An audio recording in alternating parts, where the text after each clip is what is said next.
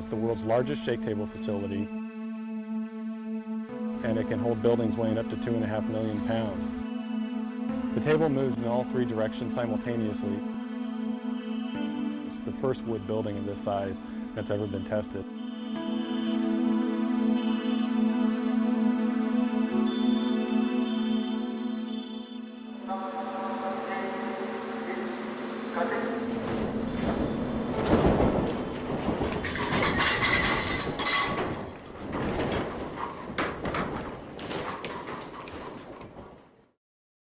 The entire project is called the Niecewood Capstone Test, a project funded by the National Science Foundation. The project is led by Colorado State University, and Simpson was a close technical collaborator. The popularity of mid-rise wood frame construction has soared in urban areas, and so there's not a lot of information on how to design those types of structures.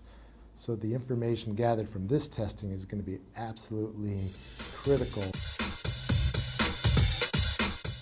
The condominium tower was built as a actual condominium would be constructed with 23 1- and 2-bedroom living units. We're testing a 7-story, 23,000 square foot, 800,000 pound building in 3 dimensions. This collaboration with all the folks involved is really going to culminate in a test that's going to show how our products perform in a very severe seismic event.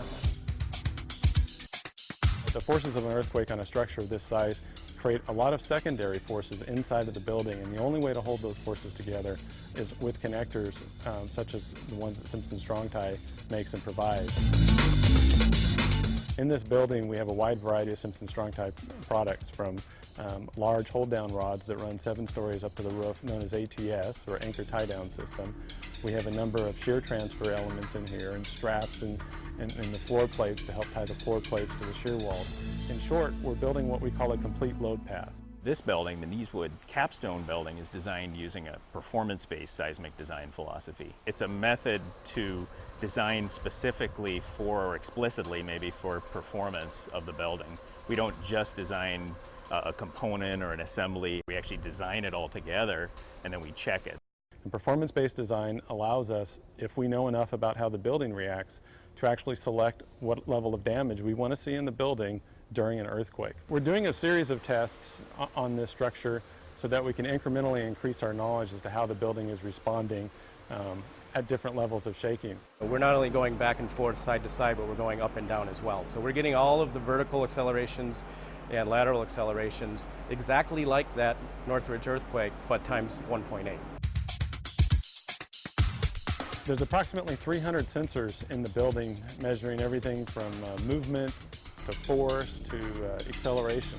Once that data and information is gathered, then it can be used to develop new design procedures and new construction methods. So we're able to take what the engineers have modeled, compare it to how the building actually performed, and that's going to give us a lot of great data for years and years to come. What we're really doing here is we're demonstrating that you can build a 6-story or even a 7-story possibly wood structure in a high seismic zone and have it perform how you want. It's safe, it's cost effective, and frankly they're very little damage. Really, for 5% or less in your construction material costs in the beginning of the building, you can not only save the occupants of the building, but you can also save the structure. This test will change the way light frame wood is designed over the next 10 years.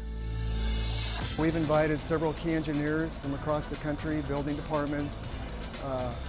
There's folks from all over the world coming to see this. When you see an actual test, the impact that has on you is so significant that it really makes you think twice about what you put down on paper.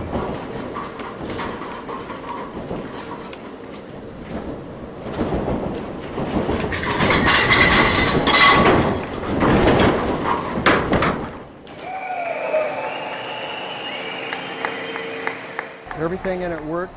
There was minimal damage to the inside of the building, minimal damage to the outside of the building. I would say that this testing really does validate the performance-based design concepts developed at the various universities involved in this project. It's phenomenal that we can have a test of this size and magnitude of a building like this and actually get some real test data. Simpson never forgets, and they're always trying to make sure that they're really providing what the structural engineering and construction community needs.